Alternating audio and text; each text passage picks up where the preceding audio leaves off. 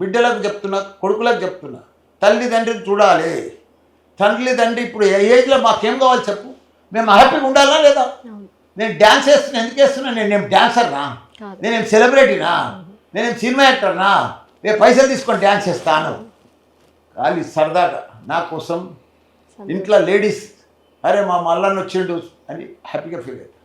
10 ఏళ్ళ పిల్లలు మా మల్లన్న వచ్చిండు పాలమ్మిండి పూలమ్మిండి అని హ్యాపీగా చూస్తారు.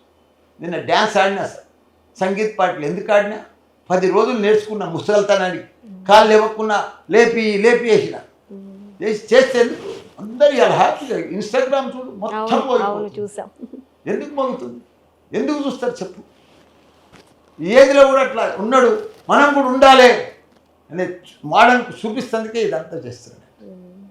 నేను ఏదో పెళ్లి చేసుకోవాలంటే, ఏదో సంగీత్ పార్టీ చేసుకోవాలంటే దుబాయ్ పోయి చేసుకుంటారు, బయట దేశం బాలి పోయి చేసుకుంటారు. బాలి కాదు, ఇక్కడ నా కార్యకర్తలతో చేసుకున్నారు. వాళ్ళే నా కొడుకులు బిడ్డలు కార్యకర్తలే, నా క్యాడరే వాళ్ళు, నా కుటుంబ సభ్యులు, నా టీచర్లే నా ఫ్యామిలీ మెంబర్.